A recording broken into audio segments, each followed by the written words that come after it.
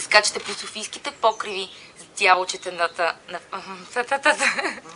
Подготвили сме ми... Защо ми се обърква езика на фарушевкача? Ще има винаги безплатно. Защо се обърках сега ваш? Ама добре ли върви? Да. С които ще ви откъснем от ежедневието и ще ви стремлиме... Да взема на дъвка. А легендите на...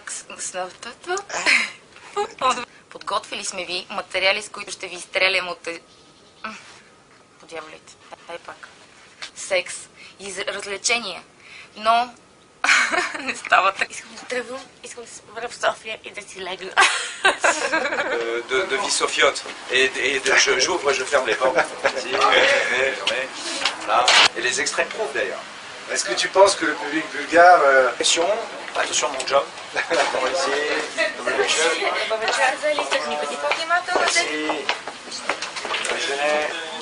Voilà, ça c'est quand parce que je continue. Dobry wieczór, ils sont pas très généreux, hein. Décidément, ce soir, c'est absolument fantastique. On a fait un gros buzz sur Internet. Dobry wieczór, merci. Voilà, on a fait un buzz fantastique. Il y a pas mal de clubs à Sofia qui voudraient t'engager. Читатели през зимните сезони. Макар само че на французи на Реми. Малко обаче трябва да дойдеш по-близо, защото аз почнах да се приближавам. Не знам дали усещаш. Кипи трио. Аз световна звезда. Нищо не мога да дишам. От стъд.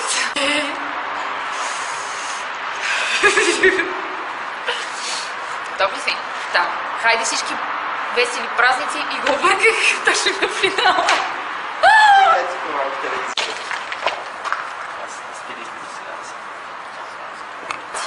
В този брой ще ви разкажем.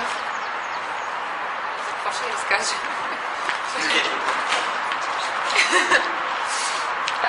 През зимните сезони ще говорим за... Защо сезони? Създаваш излишен шум, който трябва после да чисти. Аз съм възрастна жена, не правим толкова. Това време там. Много готин това вид. Има някой фотоапарат да ме снима после. Да, камерата, айде. Абе да не ви дигат колата.